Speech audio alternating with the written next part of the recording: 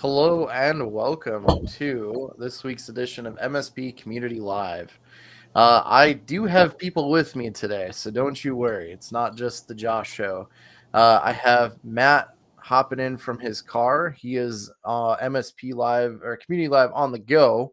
And we also have Amanda. Amanda, do you want to come in here and introduce yourself? Hi, I'm Amanda LaChapelle. I'm an MSP owner from Ontario, Canada, and I'm also on the board for MSP Geek and GTIA. Thanks for having me.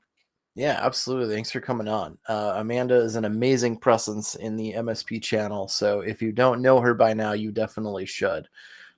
So one thing I didn't mention to you, the first intro that we usually have when it is Matt and Henry and we talk about sports for 10 minutes. So hopefully you're prepared. Uh, If it's the Leafs, then yes, I'm prepared. were you one of the ones who threw your jersey on the ice? No, I think they're too expensive to do that, but I definitely understand the sentiment behind it after a long time of being a fan. And actually, I don't even watch during the regular season. I only watch during playoffs because I can't handle like having the lead up and then being disappointed. I want to just deal with playoffs. I was like yelling at the screen, and I never do that. So yeah, very disappointed. But I'm really hopeful about tonight. So fingers crossed. Well, you know what's going to happen. They're going to No, win don't do tonight. it. No, we're They're going not to doing win it. tonight. We're not They're saying going that to be we're up going to four leave it up to the goals universe. We're into going the to third see the what third happens. period. Third period of game 7, they're going to be up 3 or 4, and they're going to lose because that's what the Oh, Leafs do. That's what they stop. always do. Ooh, Stop. ouch. That's fighting words, Josh. Hey, I'm the Avalanche fan. We're out. We blew a 4-goal lead in the third period, so I have nothing at this point. So it would be nice for the Leafs to break the curse, but it's very heartbreaking from a innocent bystander as myself. Can't imagine being the lifelong fan there. You have to understand the pressure in that room, though. Like the amount, like to be at home is almost a disadvantage for us, right? The amount of people in the room that are watching every single thing that you're doing and like commenting on it. It's a lot of scrutiny, and you say an underdog story, but nobody treats them like an underdog ever. So, yeah, yeah. Yeah. I hope Well, tonight goes I, better. I'm going to say more importantly, Mets Yankees tonight, next game 6. It's a big New York sports night. yeah, I was gonna say let's go over to the NBA. So the Timberwolves beat the Warriors, which is awesome. So they're waiting to play either the Thunder or the Nuggets, but hopefully the Knicks can get out of the Celtics. That's what I'm rooting for right now. I want a Timberwolves Knicks NBA final. I think that would be fantastic to watch and to see. The storyline would be like just it writes itself. So I am What's rooting for the the what's Knicks. the mascot for the Knicks? I don't know. I don't think they even have a mascot, do they? They should. I mean, You they're the know, Knickerbockers. I don't think they have yeah, an official mascot. they really don't. They're kind of like the Yankees in that they're just they think they're too good for that, and they kind of are. Like the whole city just it's crazy. Like they're the mecca of basketball, if you ask Knicks fans. But I just like it because the Knicks take over the whole city in a way no other team does, because there's really only one basketball team in the metro area. The Nets don't really count. So everyone kind of rallies around them. It's a lot of fun. I just want to see mascots fight it out. I don't actually care about basketball. I just want to see mascots fight it out. That'd be fun. All right. Well, we spent our intro talking about sports. We have to hit that every show. So let's get into some of the stories here. All right. So first story here is a pretty interesting one.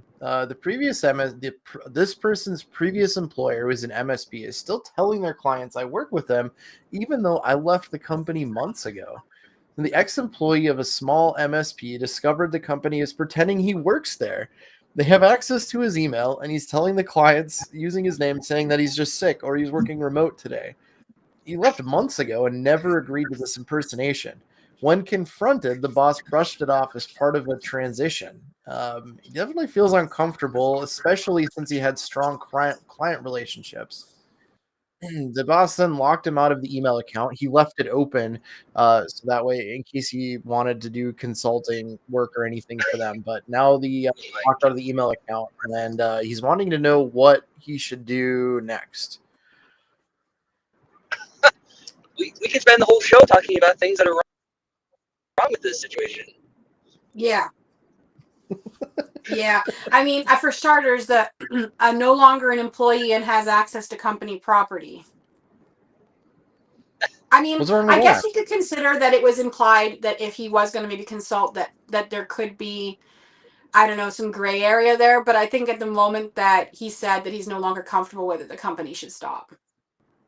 So the one thing that's not clear from this, and maybe it's because I'm driving and didn't read it, is the employee, is the ex-employee doing this on his own accord, or is the company asking him to, or is the client asking? Like, what's even driving this? So he had left. So he left and he joined an internal IT position at a larger company. So he's not in an MSP at all at this point. His boss told him, "Hey, don't contact the clients. Don't let them know that you're leaving." And the boss wanted to use his email to close out a couple of active projects. And then he's like, "Hey, if you want to stay on as a contractor to help us out, like that's, we'll just leave your email open in case." So Yeah, okay. the employee logged in on his old email because he was looking for a document that his old boss asked him about, and then he saw that like his boss had been using his email account to email the client saying that he's like, "Oh, I'm out sick or on vacation or working remote, so I can't help you," and then handling kind of comms that way. So that's kind of the backstory and the gist of it at that point. Okay. I don't know. I'm going to argue something for a second. I think it's also one thing if they were doing work in that person's name, but they're not. They're actually just saying that he's not available for certain things. So it's not like they're doing something like if they were doing a security audit and they were, doing whatever and presenting it as if he had done it and sending it via his email, that'd be one thing. But like they're just basically putting them off and putting off telling them. I think that is a business owner's decision, even if I don't necessarily think that's what I would do. Well, but I don't know. hold on, if you're doing that for me, that's my reputation now. Now, But like, your reputation of what? Not working from the office? no, if I keep like brushing you off, so if you're the client, you keep emailing me, the project engineer, whatever, for work, and I keep saying, I can't get to it, like I'm not in the office, whatever. Like, aren't you gonna get ticked off at me? And now that's my reputation that is at stake. Is hey, this I've worked with this person before. He sucked. He kept like brushing me off. He kept like not helping me. Yeah, I think you're right. To me, it sounds like this is one of those cases where the client's relationship is with the individual and not really the company. And the company just hasn't done a good job of diversifying who talks to this client at all. If it were me, I don't know that this is the right thing. If it were me and I found out about this, I would be having a quick call with the client and say, "Hey guys, just FYI, I'm not there anymore." Just for the reason you said, Josh, I would not want the client to think, "Hey, I'm not getting back to you, or I'm ignoring you, we're dropping the ball here," because you're right. My reputation, you only get one of those. I don't know. That's what I would Yeah, do. I and definitely. don't know if that's the right thing, but I would definitely be saying something. Yeah, And to talk to my own place, saying, what the hell are you guys doing? yeah. That's definitely where it starts with a conversation with the owner. Is like, I'm going to Amanda and being like, "Hey, what, like, this isn't cool. Why are you doing this?" And yeah, kind of controlling that, because I don't work for Amanda anymore. It's not my company. Like, they're not my clients, but you're kind of using you're putting my name through the mud a little bit. It's Well, an Matt odd said it though. They situation. probably realized with that person leaving that they hadn't done their job of making sure that they owned the relationship as well. And I mean, that is the danger of being completely checked out of any kind of client communications. I know a lot of owners want to be like in an ivory castle that way, but like that really renders you in a weird position. I wasn't really advocating for it. I was more just saying that there is like a little bit of a gray area here where I don't think that it was malicious in the way that, or even I don't want to say it wasn't unethical, because it is, because you're misrepresenting the situation, but I want to say that it's one of those areas where the person could have genuinely done it in the heat of, we don't know how this person left them. Did they give 2 weeks notice? Did they prepare them? Like, maybe there wasn't enough time to plan and they're worried about having egg on their face. Maybe there's a lot of clients that are on the whatever, and no, it's not the person's responsibility, but does kind of speak to the motivation of the owner and what they were doing versus misrepresenting completely. Now, again, I would not do this. I would not advocate for this, but it is something where I understand in the heat of the moment people make bad decisions that, but they weren't from a malicious place. Yeah, and I think we had a story a couple weeks ago where it's like, hey, if you're a single man, Yeah, I think you nailed it, man. a one-man MSP, do you say like, hey, I'm working, or we? So it kind of goes like, if this is a smaller one and he was the only tech, yeah, I can kind of see where there's a little bit of gray area here, but it is a little shady to just not be transparent and pretend you're the old employee. But they'll pay That's a for it step though. too far. It's Right? Yeah. Like, they will pay for that. Like, it also reflects on them that they have an employee that they're allowing not to get back to people. So, like, to the reputation thing, it isn't just the technician's reputation that's taking a hit, it's also the businesses. Mm-hmm. Sure is. Yeah, it's unethical. All right. Well, What it says, this company did a good job holding their relationship as a company. They're fortunate to have lucked into someone who's a manager, it sounds like, and they need to, like, from a higher level, get that under control so that the relationship is with the whole org and not an individual person. Also, they'll find, as you guys probably did, as you get bigger, those techs can be their own account managers. It's really hard to find. I don't know what he's saying. no, we do apologize. Matt is trying to join us in the car on the go, so we're testing it out here. So definitely apologize. It was so good too. We're glad that Matt can join us. I know, I had a feeling. I was like, I want to hear what he's saying. It was so good. Oh well. Get it back, Right, though, well, Matt. That's the thing, is, can you get it back? yeah. That Yes, is so another good I was point. If like once the client finds out about it, like that is trust lost. I'll try again. The point I was making is that this company is realizing that the tech can be their own account manager is a bad idea. Not only is it a bad idea in general, as they get bigger, they're going to find that's a really hard universe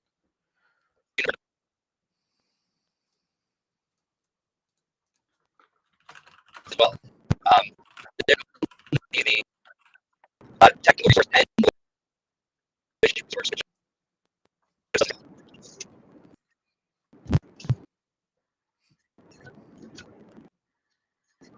It almost worked. Almost. It almost worked, but we'll work. It works. So we'll in the let's go ahead and go to the next story here.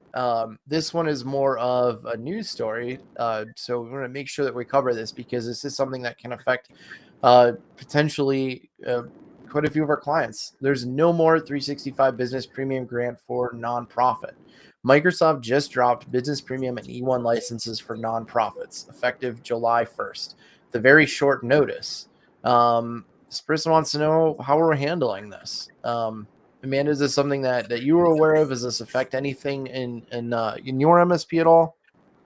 It certainly affects things in my MSP, and when I became aware of it, when you sent me the email that showed me the Reddit thread. So it's highly likely that my inside salesperson is already aware and is moving it along, but I'm gonna have to double check that when I get back in the office, because we do have quite a few of our not-for-profits that utilize through TechSoup different licensing that way. So I want to know how it affects us.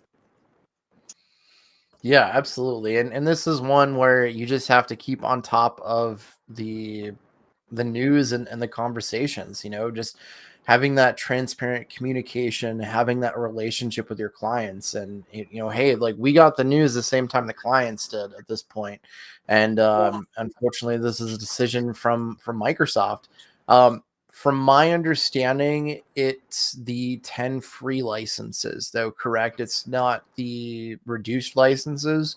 So although it sucks to put it lightly, it's not business ending. I feel. No, but Hopefully it it's does not. like it does, I wish that Microsoft understood specifically for the channel when they do these kinds of things, it makes people who put their entire ecosystem within their sphere a little bit leery about how much we actually, do that. Like I talk with a lot of MSPs in the United States and they have a lot that is in the cloud and it's utilizing Microsoft specifically for that, like Azure and whatnot. And we are very fortunate that most of our clients actually require on-prem. And sometimes I look back at when I see these kinds of disruptions, I go, I think I'm kind of glad for that. I don't know. I feel like there's a lot that's of disruption that comes from being so reliant on one particular vendor that has the power and doesn't have any necessity to listen to you. July is not a lot of notice. That's just really not a lot of notice. Well, the other thing that like really gets me is in their statement, they said like I believe for quote, I don't have it up, but something around the lines of they want to ensure that nonprofits can benefit from industry leading solutions that are critical to ensure the highest level of security and productivity. So you get rid of the business premium that is like the most effective way to ensure productivity and security. I mean, No. there's so many security features that are locked behind other licenses. Business premium is kind of the perfect starting point for that. So it really goes away with like, I mean, their statement and what they didn't make any sense at all. But on the other hand, though, too, is I mean, this is upsetting and all of that, but ultimately, I mean, it's Microsoft. Like, we can't do anything Nothing. about There's nothing you can do. it. Ooh, It I'm gonna sucks. take away my meager whatever, like compared to the grander ecosystem, right? That's why I'm really nervous about being over a barrel with one vendor specifically. Like it's really there's really great synchronicity in terms of an MSP of being able to have that cohesion with your staff, understanding and being able to troubleshoot because they know something really deep. But then you also have to ask yourself what happens in these scenarios. Like, I mean, this is not business ending, like you said, but it is part of a larger push within their changes to policies and offerings to be able to maximize profit. But in doing so, I wonder if they realize how much they turn people away from their product as well, because when it gets too convoluted and complicated, like the clients disconnect. It isn't even just on me at that point, it's clients that disconnect. Yeah, I think the other other side of it though is looking at, like we've seen this time and time again within the channel of other vendors. They get bought out by somebody, or they become part of a larger umbrella, and the solution changes for the worse, and it's all negative. But in those particular scenarios, recent one comes to mind of a certain virtualization solution. There's other things that you can move to that are just as viable. In this case, I mean, we're pretty limited onto what you can move to. So it's Somebody in the uh comments mentioned Linux. I'm sure there's somebody that's going to be like you just go all open source, just like yeah, that's I mean yeah, use the Libre Office and all of that. I mean, it's a solution. I don't know they're good or bad, I'm not but advocating for it. I'm not about to go down that road. Right now, I'm not at the pain point where like that's something that we're looking at. But we do consider heavily, clients who ask to go cloud or want to go cloud. We go through specifically talking about some of these things to make sure that they really understand the implications of what that means. And all it takes is one outage for them to really understand what it is we're saying, right? So, yeah. I mean, you gotta go back to the days of just using your pen and paper to do business. Okay, Josh, you joke, but we actually do have clients who still have dot matrix printers, who like buy parts off eBay for certain things because they have manufacturing or distribution setups that are way too expensive to replace in their minds. So they go with what works. And there is a part of me that kind of goes, I get it, because it's something that, it's mechanical. You can understand how to fix it. And it's a very different proposition, but I mean, not quite pen and paper, but still. So what you're saying is it's important to have disaster recovery plans, business continuity plans, and incident response plans for all your clients, regardless of size. So Yeah, I inevitably, mean, if these we things want to talk have about to automation, be you got to reverse that. You got to say what happens if all that goes away. How do you go Mhm. back to the basics if you need to? I just had a you know, conversation with somebody else in the space about how we work a lot with greenhouses. And one of the big fears is access control and climate control systems are all run on platforms that largely are in the cloud, but there's one provider that we work with that actually has the ability to switch between the two. And that's because if there's any latency or issues with the internet, then do you want to lose a $14 million room worth of product? Absolutely not, right? So like you need to be able to have that redundancy, and that's their solution. But then there's also the even more primitive solution of like hand cranks for the windows, and like there, you know what I mean? Like you have to kind of go yeah. several layers deep on what you're doing. I just remember it brings back the old credit card machines where you're like taking a carbon copy of it. It's like, like I those went things to are. a bookstore near me that actually still uses that recently, and I was Wow. absolutely astounded. Hey, you know what? You got to do what you got to do. All right. Well, let's go ahead and go to our next story here. So I think this is a good, interesting conversation. Monitored workstation instead of managed workstation. Does anyone have some kind of package where you put your RMM and EDR, or maybe just your RMM on someone's computer, but it's not a full-blown MSP scenario? It's only monitoring. It's monitoring only, and anything you remediate is billable. Would you include patching with that? As in, would patching their system be billable? Is anybody offering like this? What do you think? Are you on the monitored side of the fence or the managed side of the fence? Oh, let's put this. Yeah, thank you, because I like having my blanket, but I don't want it to be on camera. Actually, we do have a package like this. We have an all-you-can-eat, fully managed, and then we have like our cyber. We kind of call it Cyber Shield, and basically what it has is EDR, DNS filtering, RMM with patching. We actually include patching in the price, but any, Oh no. Well, I apologize. Looks like sorry, we I don't know lost if Amanda that. too. So any kind of alerts, those visible will like this would like us to remediate this on your behalf, and if they say yes, we go ahead and do it, but that they have somebody watching their system, and it results in billable work for us. So I mean, not a terrible thing. So, do you ever run into issues where the clients are like fighting every time, like fighting every bill, or like asking you like, do you really need to remediate this? Like, is this actually an issue? So our inside salesperson acts like a mini account manager for those clients. So they are a technical resource. There's somebody who's been in the industry for a while, so they thankfully are able to kind of advocate from a different perspective to them. But to be honest with you, most of the time when we run into clients that fight every single bill about that kind of stuff or question everything, we realize it's not really a fit anyway. So it's not somebody that we usually keep around. For the most part, we are looking for people who understand that they need these things, but that don't want to necessarily be able to call the drop of the hat. We find a lot of times that the people that will gravitate towards this particular package are between 2 and 10. So their needs have not necessarily met that where it would be financially understandable to do a full managed plan. But then in the same breath, like, do you want to leave those people out in the street? No. So like this is kind of our happy medium of, we want to make sure that we're protecting business. That's very core and central to who we are, and then this kind of allows us to do that, but keeps that conversation going, because they don't know what they don't know, right? Like if you don't have something monitoring, then you don't know what you're missing out on. You think, oh sure, it's fine, but maybe it's really not, right? So, I'm kind of gonna like dive in a little bit more onto this here.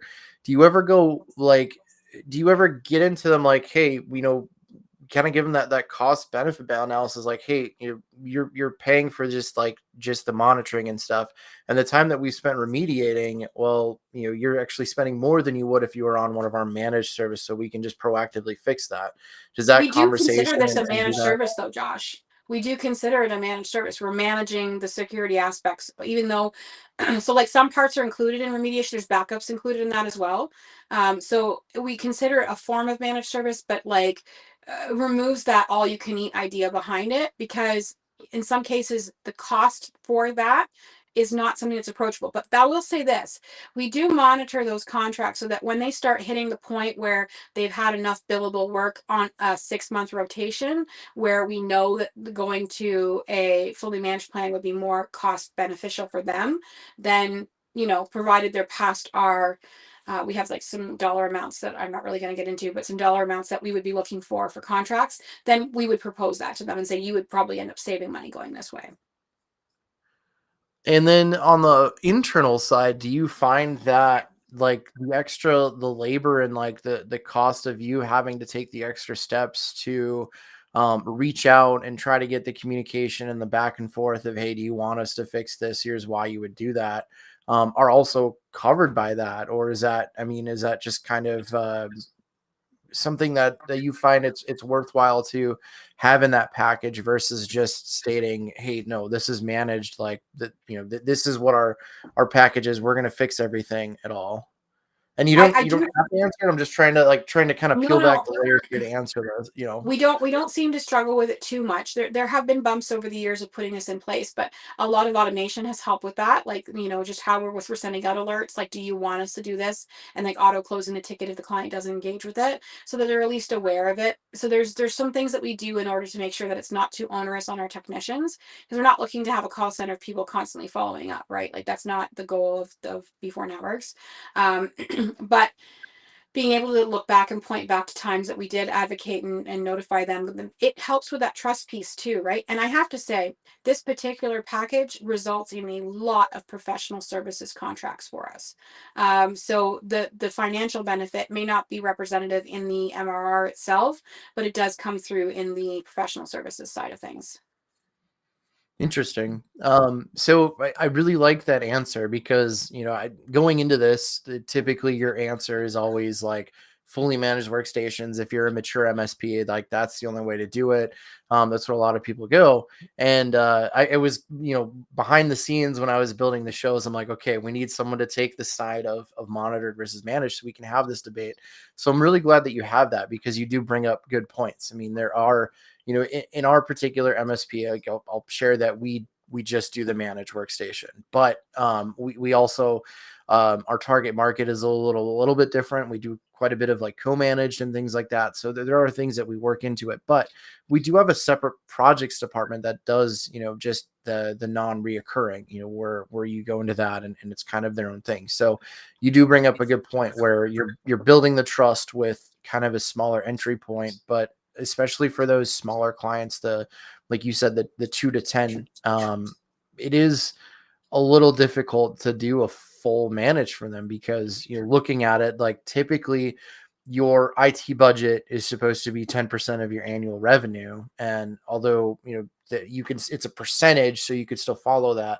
The numbers are much smaller, but those people need protection. They need the core base delivery of IT and security. So if that's something that your MSP wants to have and wants to provide, I think you kind of laid out a really good middle ground of you know, what's included, what's not included. So is there like when you go on that, is there not really a racy model that you go, but like are the service definitions, I assume, are pretty clearly defined when you go into this of like, you know, in building that model, was there ever like, you know, hey, we included all of this, but then we realized that it's not cost effective, so we removed this service, or maybe we didn't do this and then like, hey, we probably should add this? Like, were there like any kind of speed bumps and finalizing the service offering?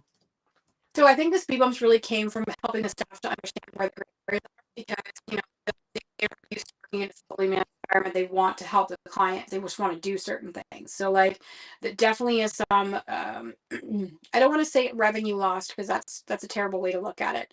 And I just want to comment on something else that you said. So I run the business with my business partner, and he goes out a lot to chamber events. We both serve on the local Chamber of Commerce board, and it's really difficult to go and speak in chamber events and say, oh, cybersecurity matters, taking care of your systems and security in general matters. And then have somebody come up to you and ask you for help and then say, oh, but not for you because you're not big enough, right? Like that's one thing that like operational maturity is something that I think is very important to look at. But I think the definitions that are out there currently maybe don't jive with how I view it. And I'm not saying that I know better because I'm not like an economist or whatever. And there's definitely different reasons to look for that.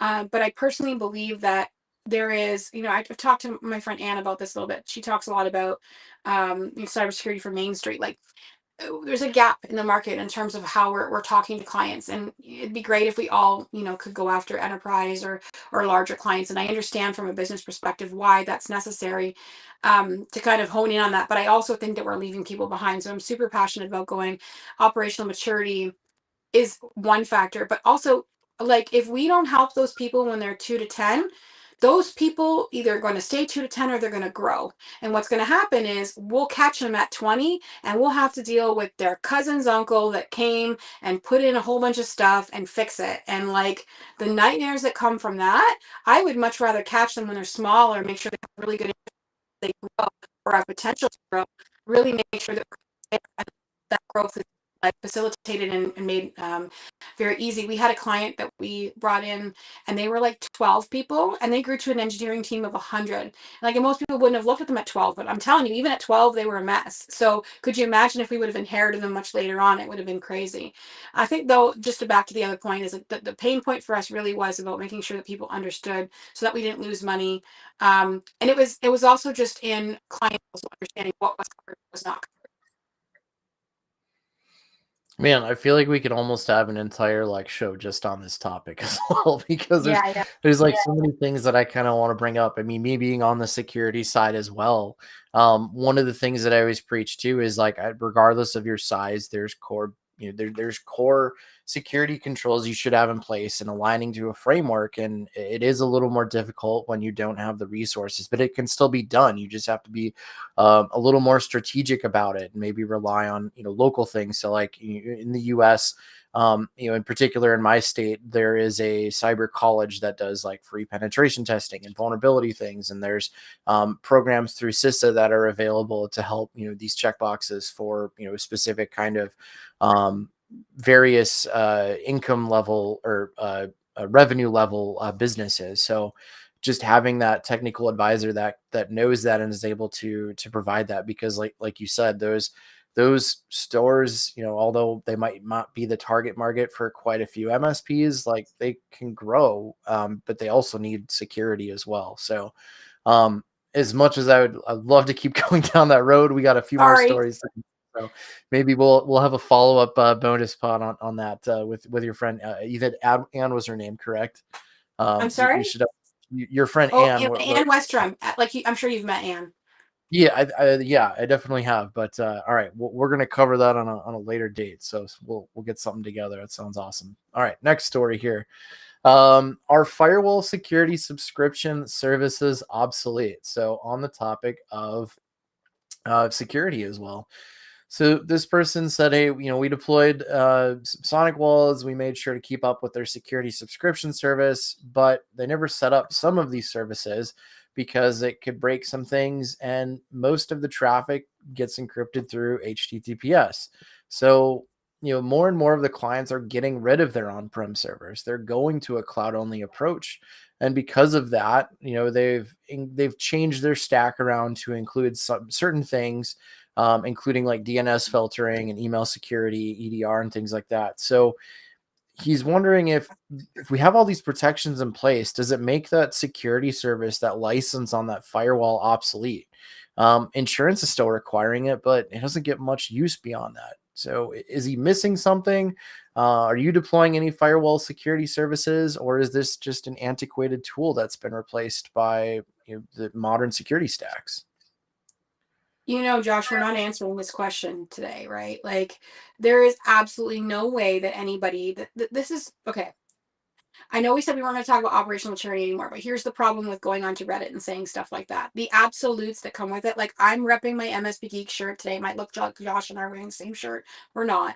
But one of the big ethos I believe in the community is that we can't say what's right for one person or another, right? Like if you're moving mostly to cloud, then maybe you're right. Maybe for you, it doesn't make sense, or for your organization, you have to do the cost benefit analysis of how much trouble like that particular solution is causing you. Like everything should be rooted in numbers. It shouldn't necessarily be in comparative to people around you, because their situation won't be exactly the same as yours. And I mean, I think we need MSPs, we need to ask MSPs to be better at doing the business side of things and by running by numbers, because there's a lot that don't monitor that kind of stuff, and they just kind of go by crowdsourcing or public opinion.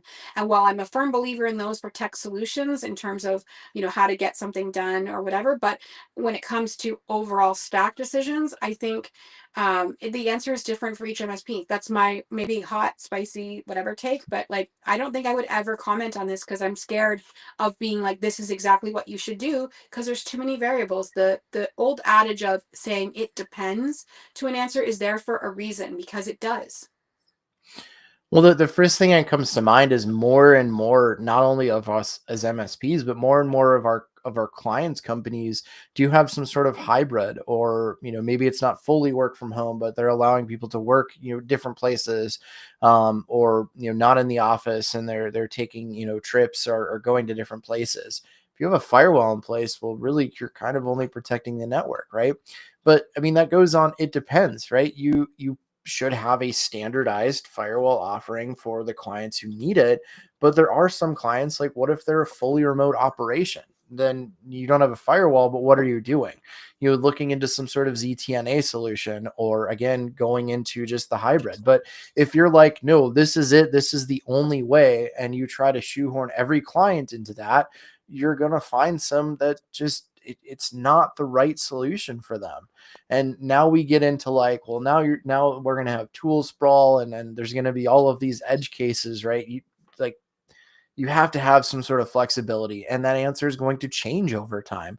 Like ZTNA wasn't a thing 3-4 years ago, I would say. Maybe those like early on, right? But now it's something that's pretty commonly used. So again, just knowing the client, and having it open to being on, hey, it depends on your situation. When cloud was a thing, at my previous MSP, I was really the only person, like, any cloud questions came to me. It was just Microsoft 365, Azure, and all of this stuff. And we had a newer tech who was like, oh, all about the cloud, let's go. And he would come to me with like trying to make these projects for these clients. And he's like, all right, so we're going to get them on the cloud and do all of this and like have these convoluted projects. And I was just like, I had to stop him on more than one occasion. And I'm like, why are we overcomplicating this? If they have a need for an on-prem server because of a critical business application, why are we trying to shoehorn them into the cloud? Well, isn't the like we want to be people in the cloud? There's all these benefits. I'm like, they only work if it works for that client. In this The particular client has case, to be first. like, they need their on-prem business server, and there's nothing wrong with having a hybrid like AD in this situation. So we can, part of them can be on the cloud. Sure, we can get rid of the file server, put in a SharePoint, but there's no need for them to go fully cloud, because it's not the right solution. And it's Yeah. like, well, aren't you the cloud guy? Don't you want them there? I'm like, I mean, technically, Not but for I'm my benefit though. Like like, that's the thing, is like we so have to really look at it like, sure, for a technician something might be ideal, but if it's not what's right for the client, then we're going to lose the client, and ultimately the yep. technician will lose their job, right? Like the focus still has to be on, what does the client need? And again, MSP is based on centralizing, and I totally get that, but look at it this way: you need to centralize on a cloud offering, you need to centralize on an on-prem offering, and that is the two diversifications. That's how I look at it. Absolutely. So, I mean, I feel that we did answer this question, actually. So let's go ahead and go to our next story here. So let's go off of security and talk about business stuff here. Unlimited support contracts. What do you not include? So this person's curious what other MSPs don't include in their unlimited or all-you-can-eat contracts. We have a client that is under our unlimited support, and they're arguing new workstation setup should be covered. We disagree. What would others include and not include into that? Well, I'll start by saying that I also disagree, but I also think it depends on your current licensing. Let's go back to Microsoft, right? Like if you have the licensing to allow for Intune and proper like deployments that happen there, it's probably less of an argument for some of the costs and time intensity it takes to do a deploy, right? And if that's the case and you're able to roll it into the contract and you have the maturity in terms of how you're rolling it out, then sure. But clients should still understand that the model is based on a per node for a reason, for the most part, or per user, however you do it, because we want it to be scalable up and down with how things work. And when you add a device that is not considered in the current model. So I don't know why it would be that confusing. Now, that being said, we don't include projects for the same reason, because you can't necessarily, like I could not, my clients would balk at the price if I had to include what it would cost to include a project in a per node pricing. That would be just too high for them on the regular. And we don't include office moves because it's, you know, it's one of those things where first of all, the scope of what an office move is changes depending on the client, and also, you know, it's a net new thing. It's you're going to a new place and you can't account for that inside of the contract. You know, I think people should probably really understand how the pricing for MSP should be worked. You should have, and I know I just said you shouldn't, you know, say should, but whatever metrics you use, you should have a quantifiable amount of something that you understand that is the usual amount of support cost. For example, I think a really good number is like for every computer, you know that you're going to have an hour and a half of support, or plan on having an hour and a half of support per month, right? So when you're pricing your per node price, you kind of build out what that looks like, and basically on your own costs. And from there, you know, you kind of keep paying attention to the numbers. If they're using more than that, then you go, there's an anomaly here, and you can adjust, right? Like you need to be looking at whatever it's consuming what it was that you thought, and if they're consuming more, being able to adjust your price. Well, I want to go a step further, and you shouldn't be having these agreements or disagreements with your client, because these are things that should be defined in your MSA and your scope of work. Oh, Like but it doesn't mean they you won't sign them disagree in with the it. contract. Josh, Well, that's true. you tell me that you read every MSA that you sign thoroughly enough to be able to quote it? Yeah, I'm of sorry. course. Clients are Every not doing that because reality is like they read it, they skim it, they know what they want, but that they don't understand the logistics of what that looks like. yeah. Had a client come back and try and negotiate because they didn't realize the scale at which they would use something, right? And No, then it becomes more apparent to them. I mean that is important, but it still should be part of the onboarding and the education. It's clearly like, you know, putting the scope of work, like, hey, setups are additional, you know, this is why, you know, they're going outside of the scope, or we have a standard setup fee, or projects, or like incident response. You know, if there is some sort of incident, you know, making sure that that would be out of the scope, not included in all you can eat. But you still do know that you do need some of that. The problem with the MSA and all of that is it's really hard to capture some of that in the legalese, but there should be, you know, some sort of delineation somewhere in your MSA on what is included and what isn't included, so you have something to point back to. I have a challenge for you. So you work in this industry, you know what a deploy is, right? It's in the MSA written as that. Does the client know what a deploy is? Does your company even have a proper whatever about what a deploy is? So, you know, you could have somebody start and use someone else's computer and just need a new profile set up. Is that a deploy? Do you separate the two out? There are a lot of nuances there that, you know, yes, customer education can help with, but there's still nuances to navigate. And that I think a lot of times we take for granted because we're in it, that you don't see that. What is a project, right? There's a great example. You know, we have a delineation that if you want more than 5 workstations set up, that's a project, right? And it was already billable as a new deploy. However, there's going to be some planning done because we're going to probably have somebody out on site to do them all at once, or depending on the reason for why it needs to be 5 at once, you know, we have to take the considerations of that. Maybe it's a new department starting up, whatever the case may be, right? So like there's pieces to that change both from an MSP perspective, but also the client perspective. You know, we've had clients, how many people, and I know if there's anybody watching, we've been in this position, how many people get a call from the client going, oh, we got a new internet provider. They just decided to try and put things in. Oh, we forgot to call you and tell you about it, but they're here now and they want to like, put in new whatever. Hello, like involve us in that. But they didn't think about that because to them it's just the line that goes in, connects to this box, and then it's fine. But it's way more than that. Their concept of it, the reason why they don't understand it is the reason why they come to us. So that continued advocacy and conversation, it's not a one and done. It's not a look at the MSA. It's a, how does your account manager talk to people? How is your inside sales people talking to people? How are your technicians able to advocate for what's different? This communication piece is so critical because we take for granted what people know, and I'm like, it's a hill I will die on. I think it's if they were that educated about everything and they knew everything, they may not need us anyway. So as annoying as it is, we need to be over communicative about these things and not take that for granted. Absolutely. All right. Well, since we're running up on time here, let's go ahead and jump into our next story. So much I'd love to keep the conversation going because this is another fantastic topic. But this one was pulled from the cybersecurity subreddit. But we can just change the title a little bit. But what skills? I'm going to adopt this. What skills do you typically find many people who have adopted either entry level or mid level like IT roles lacking? So remove technical, remove cybersecurity. You hire somebody on for an entry level, or you bring somebody in at a tier 3. What skills do you find that they're lacking, if any? Urgency. So the ability to prioritize tickets or work them quickly. Can you kind of like what?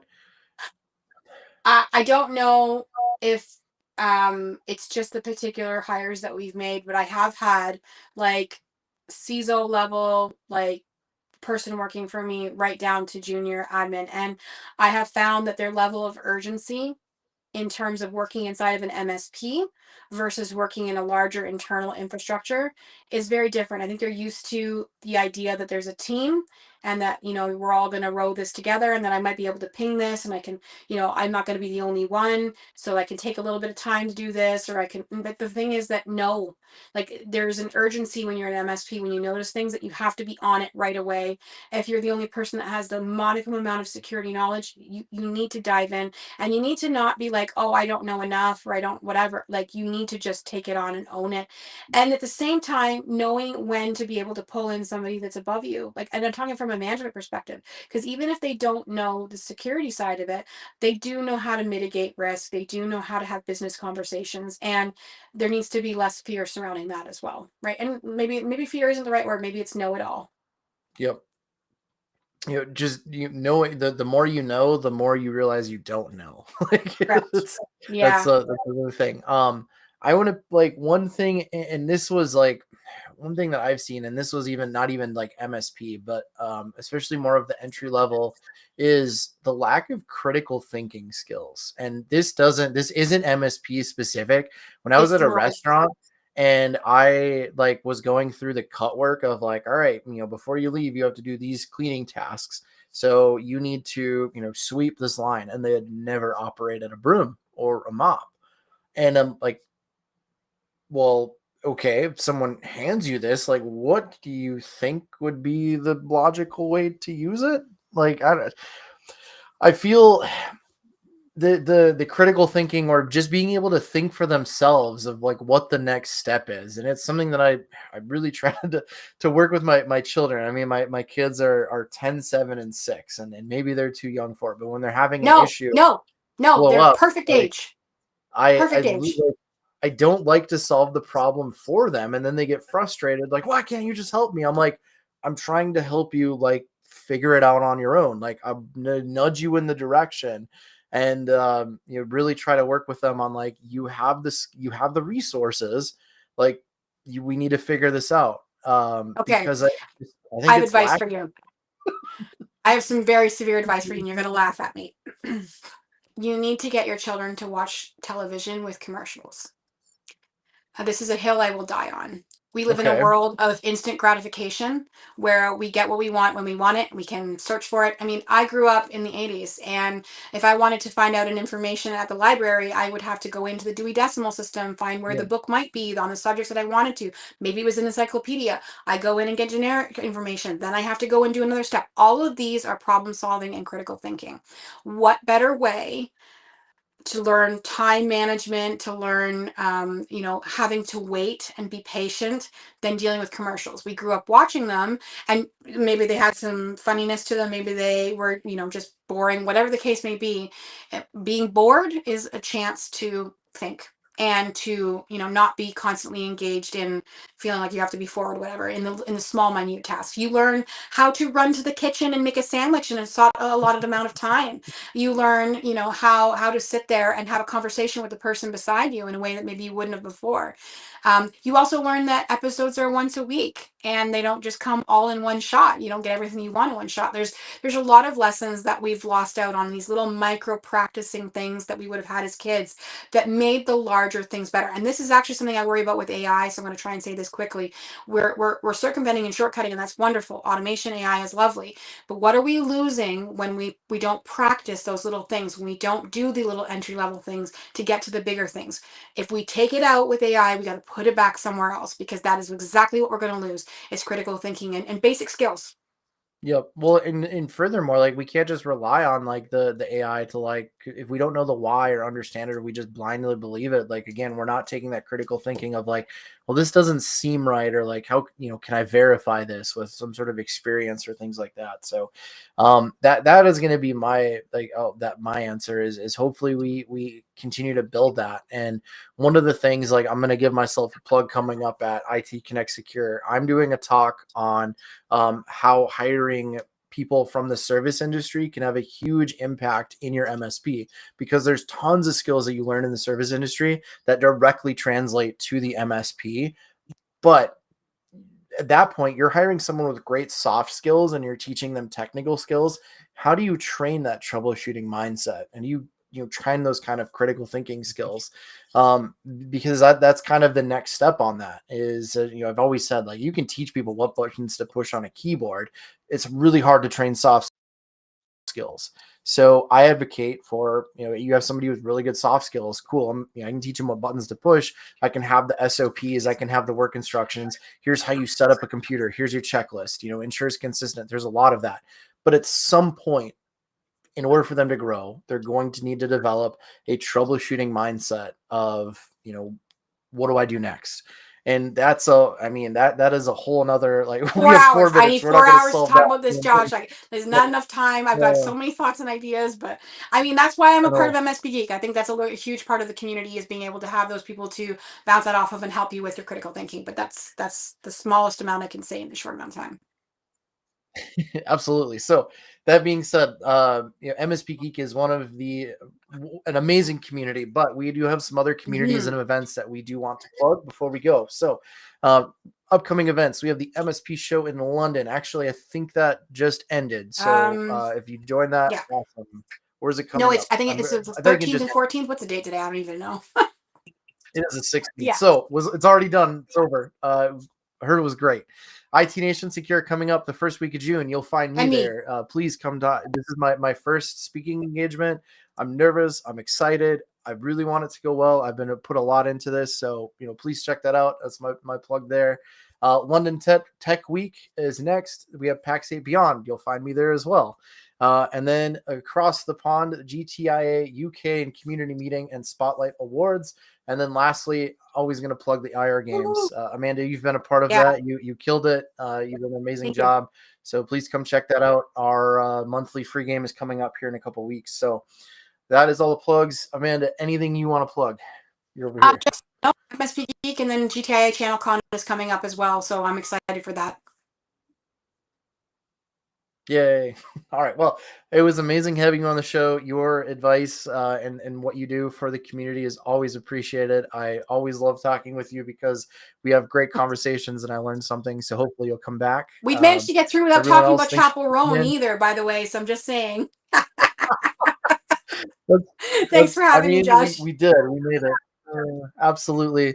Thanks for tuning in. Apologies for some of the audio issues earlier, but hopefully you stayed tuned because there were some great conversations here. So you guys have a fantastic rest of your day. Thank Take you. care.